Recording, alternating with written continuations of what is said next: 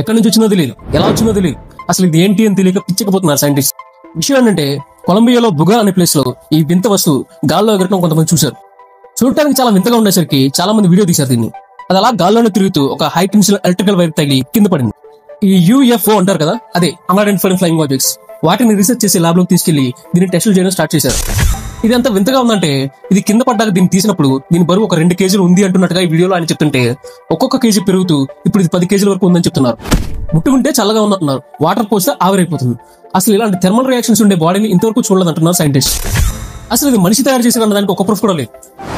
X ray scanning, tomography లాంటి టెస్టులు చేస్తే దీంట్లో ఒక వెల్డింగ్ జాయింట్ కూడా లేదు.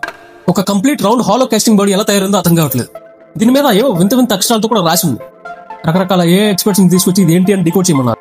ఎప్పుడో పురాతనమైన మెసోపొటేమియన్ స్క్రిప్ట్ రిలేటెడ్ గా ఉంది అని, యూనిటీ గురించి, కాన్షియస్నెస్ గురించి, భూమిని జాగ్రత్తగా చూసుకోవడం గురించి కొన్ని పదాలు అర్థమై కానట్టుగా ఉన్నాయని చెప్తున్నారు. చాలా రకాలుగా దీన్ని టెస్టులు చేశారు. చివరికి మన వేద మంత్రాలు కూడా, గాయత్రి మంత్రం ఒకటి పాడితే దానికి కూడా రెస్పాండ్ అయ్యి కొన్ని ఫ్రీక్వెన్సీస్ అది బయటకు ప్రొడ్యూస్ చేసింది. ముఖ్యంగా లిమిటేషన్ ఎనర్జీ, అదే గాల్లోకి ఎగిరే శక్తి దీనికి ఎలా వచ్చిందని అర్థం కావటం లేదు. మీకే అనిపిస్తుంది ఇది నిజమే అంటారా? అవును నిజం అంటే లైక్ చేయండి, కాదు అంటే కమెంట్ చేయండి. ఇది నిజమో కాదు చెప్పేటోడు ఉన్నాడంటే వాళ్ళకి ఇది షేర్ చేయండి. దీని గురించి కంప్లీట్ ఇన్ఫర్మేషన్ కావాలంటే సబ్స్క్రైబ్ చేసి ఉంచుకోండి. ఫుల్ వీడియోతో మళ్ళీ కలుద్దాం.